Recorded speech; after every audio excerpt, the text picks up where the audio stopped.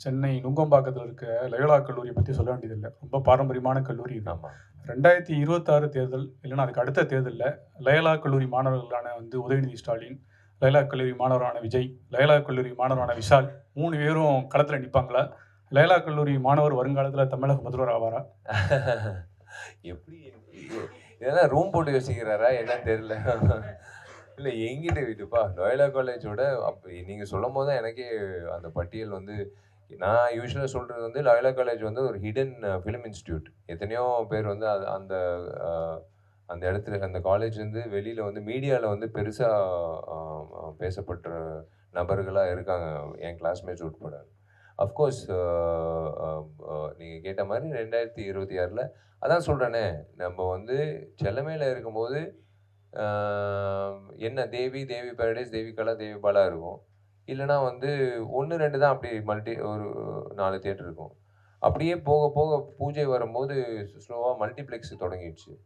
இப்போ கோவிடுக்கு அப்புறம் வந்து ஒரு ஒரு குடும்பம் வந்து இப்போ நீங்க இங்கிட்டு இருக்கிற ஃபோரம் மாலோ இல்ல பலாசோவோ அப்படி இப்போ போனீங்கன்னா, ஒரு 6, 7 திரைப்படங்களோட போஸ்டர் இருக்கும்.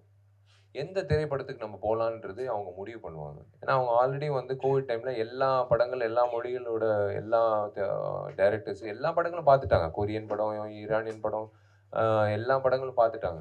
ஸோ அவங்களுக்கு என்னன்னா, மைண்ட் செட் வந்து அப்கிரேட் ஆயிடுச்சு அவங்களுக்கு. இனிமே நம்மள ஏமாத்த முடியாது. நம்ம எல்லாத்தையும் பார்த்துட்டோம். இனிமே எவனாவது வந்து காப்பி அடிச்சா கூட நம்ம சொல்லிடுவோம். நம்ம இந்த படத்துலருந்து தான் காப்பி அடிச்சான்ற மாரி. ஸோ அவங்களுக்கு என்னன்னா, அதே மாரி தான் அந்த வளர்ச்சி இருக்குல்ல. அந்த சின்ன ஒரு தியேட்டர் திரையரங்கத்திலருந்து இப்போ மல்டிப்ளெக்ஸ். அந்த மாரி தான் வந்து 2026 பட்டியல் அப்படிதான் இருக்க போகுது. நீங்க எழுதி வச்சுக்கோங்க. அப்படிதான் இருக்க போகுது. கன்ஃப்யூஷன் ஆவாது. ஆனா கம்பேரிசன் இருக்கும். ஆ டெஃபினட்டா வந்து ஒரு அழகான ஒரு பட்டியல் இருக்கும் மக்களுக்கு. அந்த தேர்தல் வந்து 26 எனக்கு தெரியாது. எப்போ அறிவிக்க போறாங்கன்னு தெரியாது. அ அது நம்ம 26 வந்து டெர்ம் முடியறதுனால 26ன்னு சொல்றோம். But we don't know what is 26 வரும்போது டெஃபினெட்லி நீங்க சொன்ன மாதிரி லோயலா கல்லூரி மாணவர்கள் வந்து பெரிய பட்டியலா இருக்கும்னு நான் நினைக்கிறேன். 2026 பட்டியல் ரொம்ப அற்புதமா இருக்கும்னு சொன்னீங்க சார். அந்த பட்டியல்ல உங்க பேர் இருக்குமா? கண்டிப்பா இருக்கும். அதான் சொல்றேன்ல. சார் போறோம் சார். சார் லாஸ்ட் தெரியலங்க. அது வந்து எங்களுக்கு பட்டியல் தெரியாது பிரதர். ஏப்ரல் 26 அ செப்டம்பர் 15 மார்க் ஆண்டனி இதெல்லாம் வந்து நாங்க எப்பயோ முடிவு பண்ணுவோம். அந்த நேரத்தில எந்த படம் வருதுன்னு யாருக்குமே தெரியாது. நாங்க அறிவிச்சுட்டோம். இப்ப நீங்க 26 ரத்னம் வருதுன்னு உங்களுக்கு எல்லாருக்கும் தெரியும்ல. அவர் அரசியல் 26 கேட்கிறார். 2026 2026 ஆமாமா. என்ன பிரதர் ஃபர்ஸ்ட் தனியா வந்து நான் தனித்தன்மையா வந்து என்ன சொல்லணும்ன்றது அதுக்குள்ள நான் கூட்டணி போயிட்டேன்னா எப்படி பிரதர்? ஃபர்ஸ்ட் வந்து நான் என்னன்றத நான் காட்டணும். அதுக்கப்புறம் வந்து ஒருத்தர் மேல நான் என்ன அவ்வளோ வயசானவனா 2 பேர் மேல தோள்ல போட்டு இவங்க 2 பேரும் சேர்ந்து 3 பேர் சேர்ந்து நாங்க வந்து கட்சி ஆரம்பிக்கிறோம்னு நான் சொல்ல முடியுமா? முதல்ல நான் வந்து தைரியமா நின்னு என் 2 கால்ல நின்னு நான் என்ன சொல்ல வரேனோ, நான் வந்து சொல்லிட்டு அதுக்கப்புறம் வந்து அ அடுத்த கட்ட விஷயங்கள் வந்து என்ன நடக்குதுன்னு அப்ப அதாவது பார்ப்போம். இன்னைக்கு நீங்க பேசும்போது சொன்னீங்க 10,00,000 புதிய வாக்காளர்கள் வந்துட்டே இருக்காங்க. வருஷம் வருஷம் அது வந்து 10, 12, 13 ஆயிட்டு தான் போகுது. பல பேர் நான் ஐபிஎஸ் விட்டுட்டு அரசியலுக்கு வந்துட்டேன்றாங்க. சில பேர் நான் நடிக்கிறத விட்டு அரசியலுக்கு வரேன்றாங்க. பட் இந்த 10,00,000 இளைஞர்களுக்கு இது போதுமா? அவங்க கரியர விட்டுட்டு வந்துட்டா நாங்க வாக்களிச்சுருவோமா? இல்ல அவங்க பார்க்கக்கூடிய தலைமை பண்பு என்ன? என்ன கேரி பண்ணிட்டு வரணும் புதுசா வர லீடர்ஸ்? நியூ லீடர்ஸ் பொறுத்தவரைக்கும் get ready to face consequences. 20 வருஷம் முன்னாடி இருக்கிற வந்து அரசியல் தலைவர்கள் வந்து ஈஸியா வந்து அ 4 மைக்கு தான் இருந்தது. 4 மைக்கு தான் இருந்தது. நியாயமான ஜர்னலிசம் படிச்சுட்டு, அ மாஸ் கம்யூனிகேஷன் படிச்சுட்டு, அவங்க நியாயமா 4 கேள்வி கேட்பாங்க. அது கரெக்ட்டா இருக்கும். எல்லாமே ஆராய்ச்சி பண்ணி எல்லாமே வந்து கரெக்ட்டா கேட்பாங்க. அவங்க எல்லாரும் வந்துட்டாங்க ஜாம்பவான்கள். இன்றைய தலைமுறைக்கு வரக்கூடிய இளைஞர்களா இருக்கட்டும், யாரா இருந்தாலும் புதுசா கட்சி தொடங்குறவங்க, இல்ல ஒரு அரசியல்வாதியா நல்லது பண்ணணுன்ற அரசியல்வாதி. அதுதான் நான் சொல்றேன். அரசியல்ன்றது துறையா நெனச்சு, இதுல சம்பாதிக்கலாம்னு நெனச்சு வந்தீங்கன்னா, கண்டிப்பா உங்களுக்கு வந்து சறுகல் தான். நீங்க வந்து எல்லாத்தையும் மறந்து இழக்கணும். நெறைய விஷயங்கள இழக்கணும். ஏதாவது ஒரு விஷயத்த வந்து நீங்க வந்து சாதிக்கணும்னா, ஒரு விஷயத்த இழக்கணும்.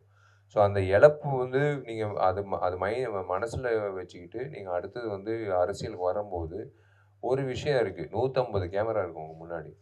அதுல சில பேர் வந்து ஜர்னலிஸ்ட்டே இருக்காங்க. ஓப்பனா நான் சொல்றேன். இன்னைக்கு வந்து சும்மா ஒரு ஃபோனை வச்சுக்கிட்டு சம்மந்தமே இல்லாமல் வந்து ஒரு கேள்வி கேட்பார். யாருன்னு பார்த்து இவர் யாருன்னு கண்டுபிடிக்கிறதுக்குள்ள அவர் பயந்து உள்ளே போயிடுவார். ஆனால் கேட்குற கேள்வி வந்து பயங்கரமாக இருக்கும். ஆனால் கோவப்படக்கூடாது. அவங்களுக்கும் பதில் சொல்லணும். அவர் ஏதோ ஒன்று சொல்லுவார், ஆனால் சம்மந்தமே இல்லாமல் கேள்வி கேட்பாரு. பட் அதான் சொல்கிறேனே, எதுக்கு இந்த அவங்க மேடம் கேட்ட மாதிரி என்ன கற்றுக்கிட்டீங்கன்றதுன்னு, அதுதான் பொறுமை. பொறுமை ரொம்ப முக்கியம் அரசியல்வாதிக்கு கூட. இந்த வரக்கூடிய அரசியல்வாதிகள் கூட, புதுசாக வரக்கூடிய அரசியல்வாதிகள் கூட. ஸோ வாக்காளர்கள் வந்து புது வாக்காளர்கள் வந்து கண்டிப்பாக ஏன் ஓட்டு போடணும்னா, it's an experience in life. அந்த மை போடும்போது, அந்த மை போகிறதுக்கு 3 நாள் ஆகும். அது ஒரு விஷயம். அந்த மை போடுறதுக்கு முன்னாடி வந்து ஒரு எக்ஸ்பீரியன்ஸ் இருக்கும். அதான் நேத்தே கேட்டேன் நானு.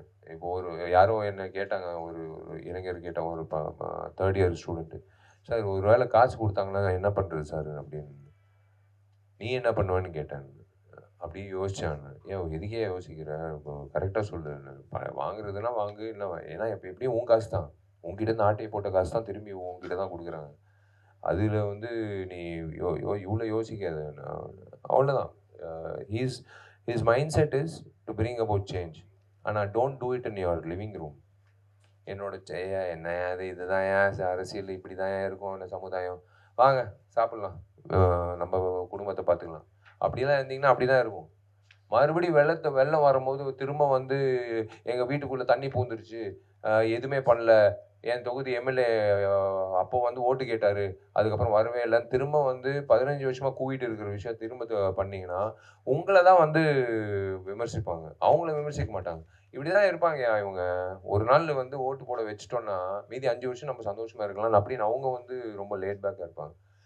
அத மாத்துறது தான் இந்த 10,00,000 வோட்டர்ஸ். இந்த 10,00,000 வோட்டர்ஸ் போக வெளியூருக்கு வெளிநாடுக்கு போயிடுவாங்க கரெக்ட்டா எலெக்ஷனுக்கு முன்னாடி.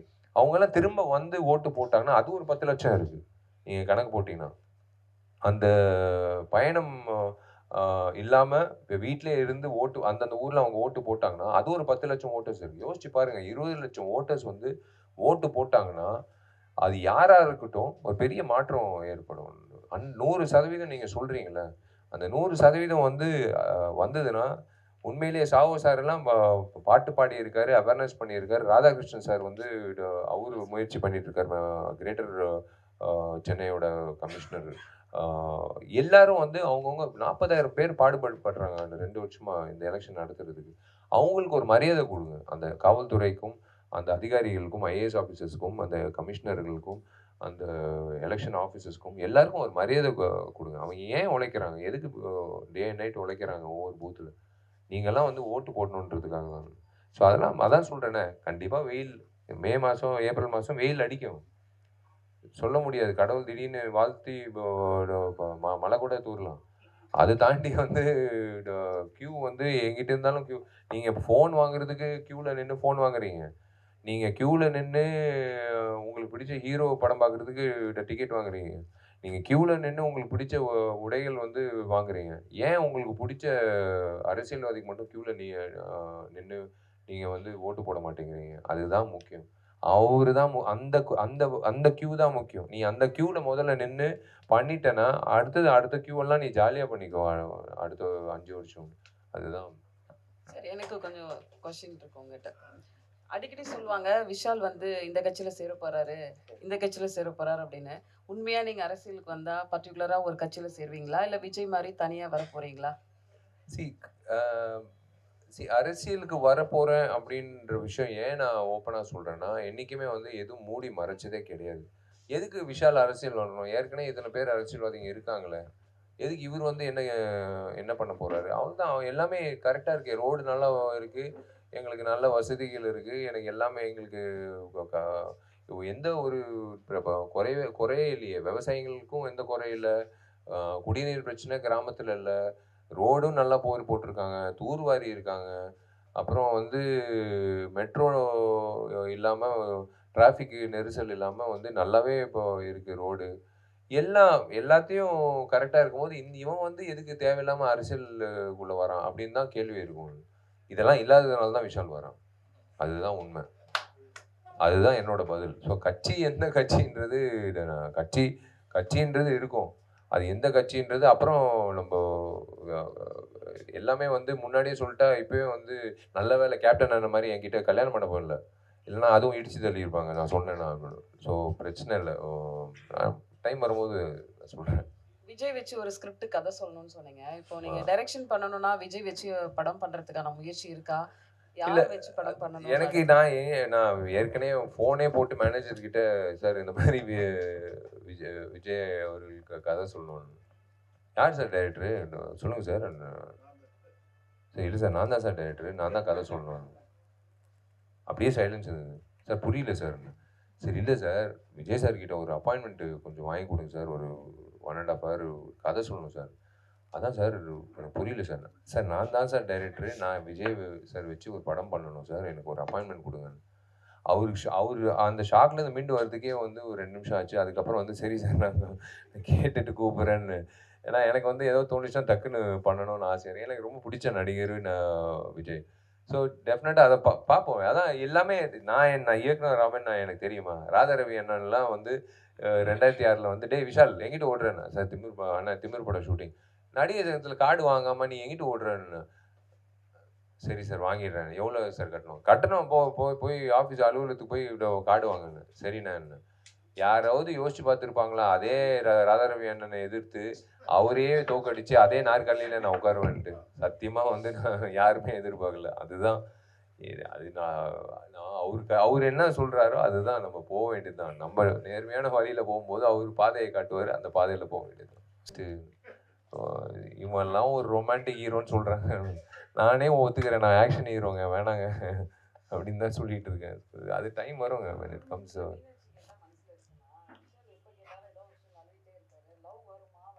ஐயோ, லவ் வராமல் விஷால் எப்படின்னு? அதெல்லாம் லவ் எல்லாம் பண்ணாமல் எப்படி இருக்க முடியும்? லவ் பண்ணாதான் வந்து உங்களுக்கு உங்களோட லைஃபே வந்து பிரைட்டாக இருக்கும். நிறைய விஷயங்கள் வந்து அது சம்மந்தப்பட்ட விஷயங்கள் தான் இருக்கும்னு. அதெல்லாம் நான் லவ் இல்லாமல் யாருங்க இருக்க முடியும்? ஏலியன் கூட லவ் பண்ணுறாங்க இப்போலாம். நம்மளாம் வந்து ஒன்றுமே இல்லை. Vishal sir, thank you. Last question. அது அப்போ எலெக்ஷன் டைம்ல 2015 வந்து எவனோ ஒரு பரதேசி, அவன் பேர் சொல்லியிருந்தா கூட பேர் சொல்லியிருப்பான். பட் அதான் அது யூ ஷுட் ஃபேஸ் ஆல் தட்டுங்க. அது சும்மா வந்து என்ன அதான் வீட்டில் எப்படி உங்களுக்கு ஊக்கப்படுத்துகிறாங்க அப்படின்றது ரொம்ப முக்கியம்.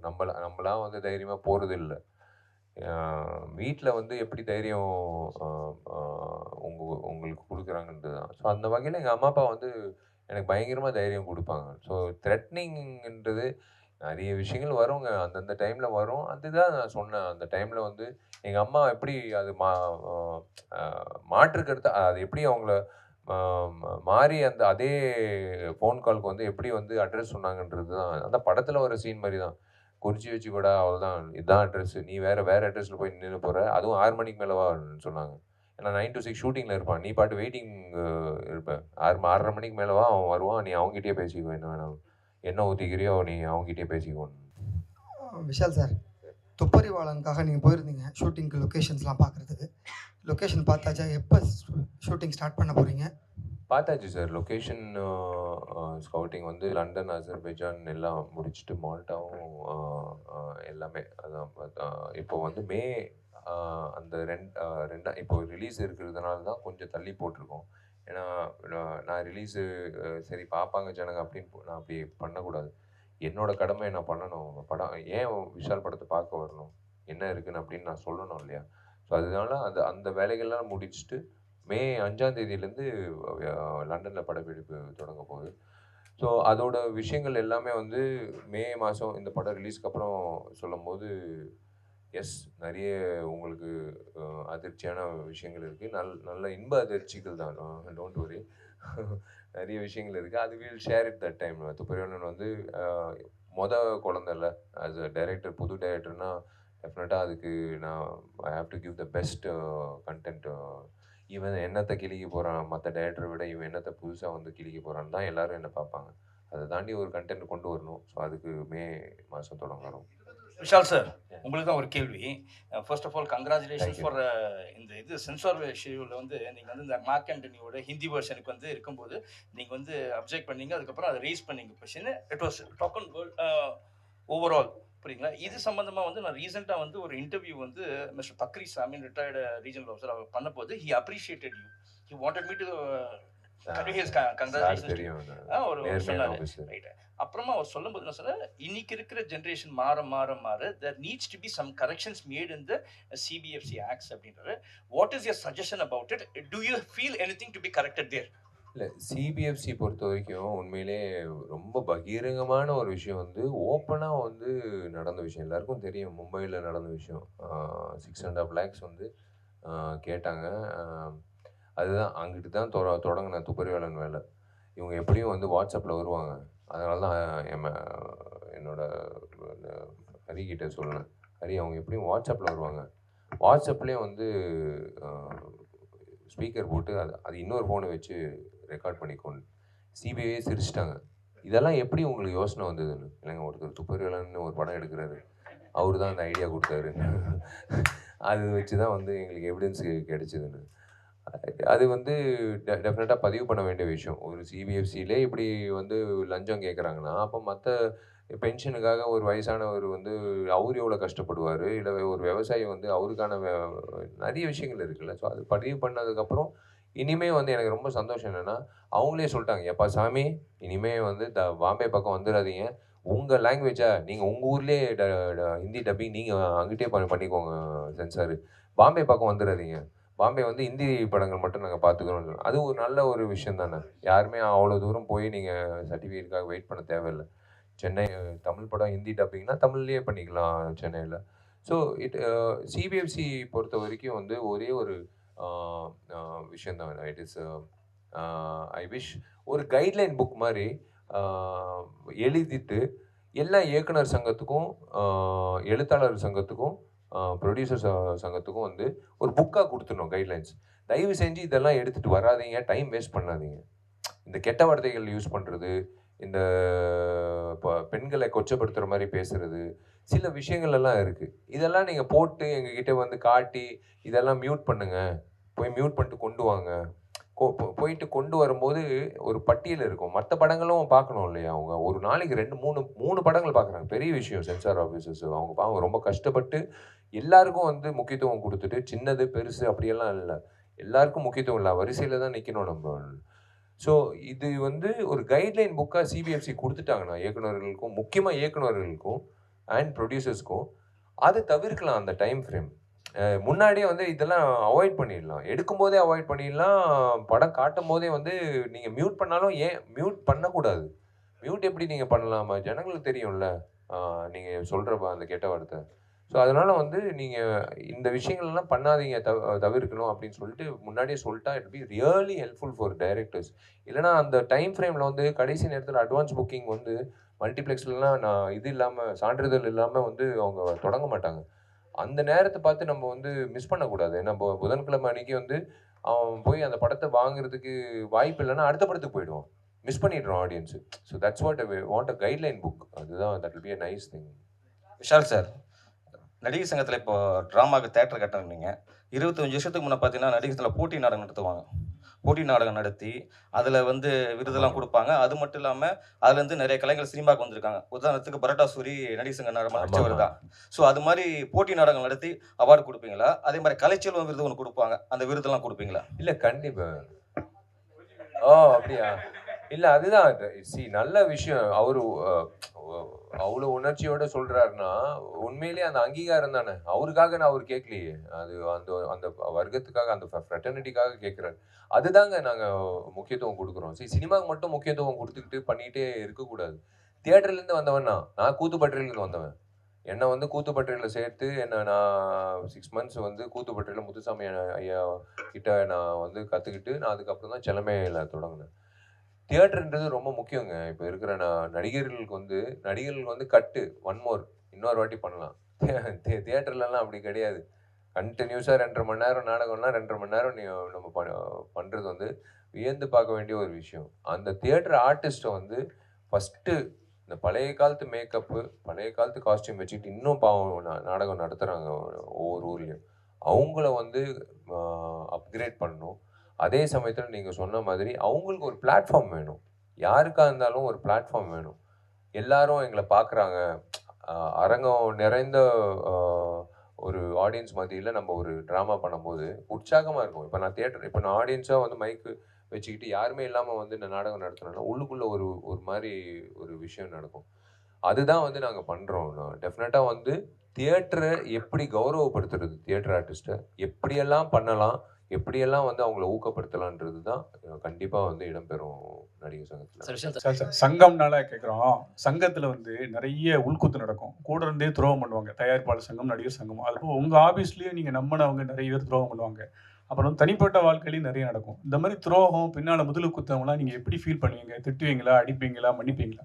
அதுதான் வந்து அதுதான் துரோகம்ன்றது புதுசு இல்லை. காலேஜ்லேயே வந்து துரோகம் ஆரம்பிச்சிச்சு இல்லை, காதல் துரோகம்.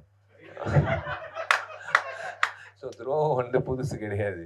ஸோ அதனால தான் வந்து நீங்கள் சொல்கிறீங்கனால நான் இப்போவே அனௌன்ஸ் பண்ணுறேன். நாங்கள் வந்து ஒரு புது பையனை இன்ட்ரடியூஸ் பண்ணுறோம். ஆதி ஹிப்ஹாப் தமிழ் ஆதி இன்ட்ரடியூஸ் பண்ணுற மாதிரி வினோதுன்ற ஒரு புது ஒரு ஒரு ஆஸ்பைரிங் இண்டிபெண்ட் மியூசிக் மேக்கர் அந்த பையனை இன்ட்ரடியூஸ் பண்ணுறோம்.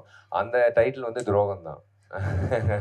அவன் பண்ண பாட்டு அது கூடி சீக்கிரம் வந்து லான்ச் பண்ண போகிறோம். துரோகம் இல்லை, அதான் சொல்கிறேனே, ஃபெயிலியர் நீங்கள் அடைஞ்சிங்கன்னா சக்ஸஸோட அருமை தெரியும்.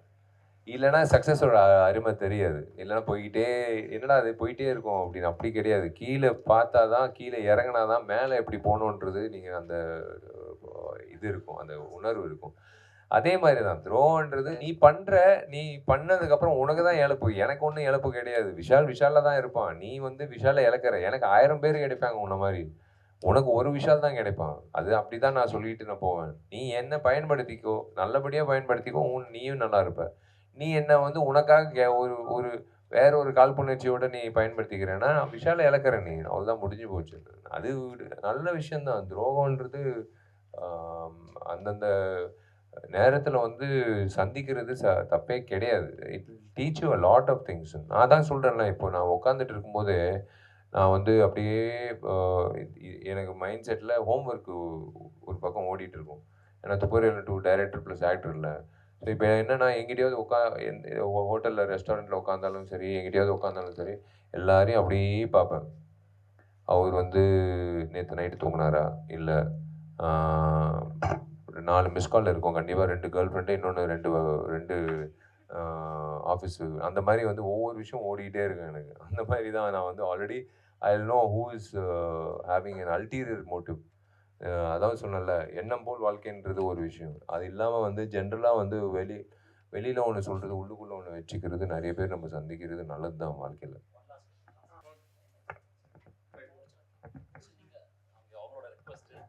ரொமான்ஸ் பற்றி கேட்குறாங்க.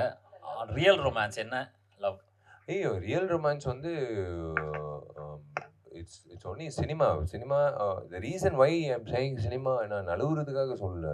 உண்மையிலே யாராவது இருந்தாங்கன்னா கண்டிப்பாக இந்த ஃபங்க்ஷனுக்கே நான் கூட்டிகிட்டு வந்திருப்பேன். யாரும் இல்லை. வண்டியில் வந்து என் அசிஸ்டண்ட் தான் இருக்கான். அவனை கூட்டிகிட்டு வந்தால் என்ன தப்பான்னு நினைப்பாங்க. அது ஆஸ் ஆஃப் நவ் எனக்கு வந்து like my mind is completely focused 24/7.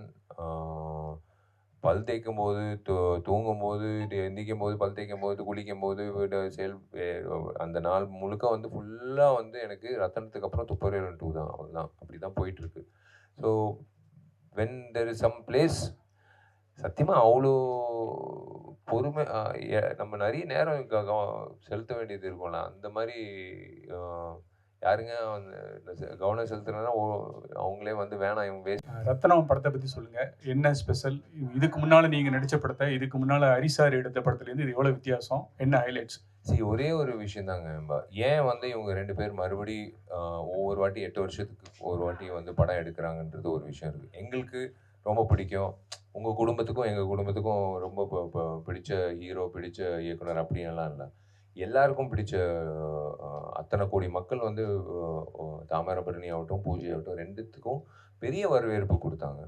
So ஹரிசார் பொறுத்த வரைக்கும் குடும்ப பாணியில் எல்லாம் குடும்பத்தில் இருக்க அத்தனை பேரும் வந்து மூஞ்சி சுழிச்சிக்காம வந்து படம் பார்க்கக்கூடிய ஒரு அந்த பட்டியலில் இருக்கிற இயக்குநர்களில் முக்கியமான ஒரு நபர் ஹரி சார். எங்கள் வீட்லேயே எங்கள் அம்மா நிறைய முறை கேட்டிருக்காங்க, ஏன்டா நீ பாட்டு வந்து நடிச்சுட்டே போகிற, ஏன்டா ஹரி டைரெக்ஷனில் பண்ண மாட்டேங்கிறேன்னு. எங்கள் அம்மா பயங்கர ஃபேனு, தீவிர ஃபேன்.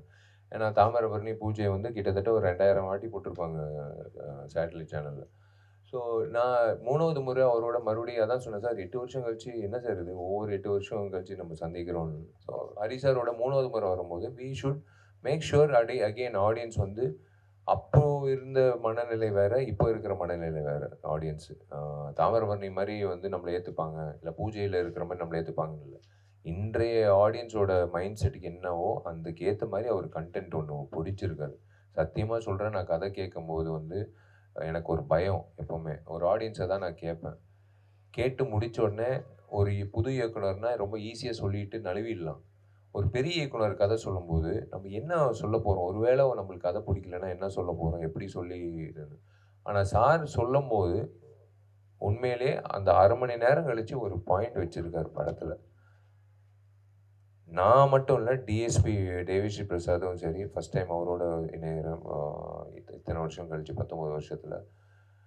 ஹீரோயினும் சரி, முரளி சர்மா சாரும் சரி, சமுத்திரகனி அண்ணனும் சரி, யோகி பாபு டார்லிங் ஆகட்டும், யாராக இருந்தாலும் அந்த ஸ்கிரிப்டை கேட்கும்போது அந்த இடத்துல அப்படி அது எதிர்பார்ப்பு பார்க்காத விஷயம் ஒன்று வச்சுருந்தார். அதுதான் ஹரி. அவர் வந்து இன்றைய காலகட்டத்துக்கு எப்படி அவரையும் மாற்றிக்கணும், விஷாலையும் புதுசாக காட்டணும், நானும் விஷாலும் சேர்ந்து வர படத்தோட ரத்தனம் வந்து எப்படி வித்தியாசமாக இருக்கணுன்றது ஒரு விஷயம் வச்சுருக்காரு. அது கண்டிப்பாக வந்து ஒரு ஹோல்சம் ஃபேமிலி என்டர்டெய்னரால் என்னை மறுபடியும் நான் கொண்டு வரேன்றது எனக்கு ரொம்ப சந்தோஷமாக இருக்குது. எனக்கு என்னென்னா, நல்லதோ கெட்டதோ அன்னைக்கு தேர்வு செஞ்சதுக்கப்புறம் எனக்கு பயம்ன்றது போயிடும். நான் ரிலீஸ் வரைக்கும் வந்து ரிலீஸ் முன்னாடி பயப்படுறது, ரிலீஸ் எப்படி அதாவது என்ன மாதிரி வரவேற்பு வரும், அதெல்லாம் நான் என்றைக்குமே எதிர்பார்க்க மாட்டேன். ஜனங்கள்கிட்ட நம்ம நல்ல படம் கொடுக்க போகிறோம், அதுக்கப்புறம் ஜனங்க தான் நிர்ணயிக்கப்படுவாங்க. ஸோ பட் இன்றைக்கி இருக்கிற காலகட்டத்தில் எல்லாருக்கும் தெரியும், ஒரு படம் ரிலீஸ் பண்ணோன்னா படத்தில் இருக்கிற வில்லனை விட வெளியில் இருக்கிற வில்லன்கள் ஜாஸ்தி. அவங்களெல்லாம் வந்து தாண்டி வந்து படத்தை ரிலீஸ் பண்ணணும். ஸோ அதெல்லாம் தாண்டி இன்றைக்கி ஹரி சாரோட இணையிற ரத்னம் திரைப்படம் ஏப்ரல் 26 வரும்போது, எதுக்காக ஏப்ரல் 26? ஏன்னா விடுமுறை காலத்தில் தான் வந்து எல்லாரும் அவங்கவுங்க பசங்க ஸ்கூல் லீவ் விட்டுருப்பாங்க, காலேஜ் லீவ் விட்டுருப்பாங்க. எல்லோரும் வந்து என்டர்டெயின்மெண்ட்டுக்காக எங்கிட்டு போவாங்க. இந்த வெயில் காலத்தில் வந்து ஜாலியாக ஒரு 2.5 hours ஒரு படத்தை ஜாலியாக ஒரு படம் பார்த்துட்டு வந்தது. அதுதான் மார்க் ஆண்டனியோட வெற்றி. எனக்கு ரொம்ப கிடைச்ச ஒரு இத்தனை வருஷத்தில் என்ன ஒரு பெரிய காம்ப்ளிமெண்ட் கிடைச்சிச்சு அப்படின்னு சொல்லும்போது, நிறைய பேர் சொன்னாங்க, I brought lot of people out of டிப்ரெஷன்னு சொன்னாங்க. மார்க் ஆண்டனி படம் பார்த்து கண்டினியூஸாக ஓடிடிலையும் அவங்களுக்கு விருப்பப்பட்ட காட்சி. சில பேர் சில் ஸ்மித் அப்படி, எனக்கு தெரியும் உங்களுக்கு சில் ஸ்மித் அப்படி. ஸோ உங்களையும் நான் வந்து இழுக்கணும். அந்த மாதிரி நிறைய பேருக்கு நிறைய விஷயங்கள் பிடிக்கும். அந்த மாதிரி வந்து ஹரி சார் படத்துலையும் இந்த படத்தில் நிறைய விஷயங்கள் வச்சுருக்காரு. ஸோ டெஃபினட்டாக April 26 it is going to be a nice entertainer for the summer holidays. ஒரு சம்மருக்கான நல்ல ட்ரீட் அது.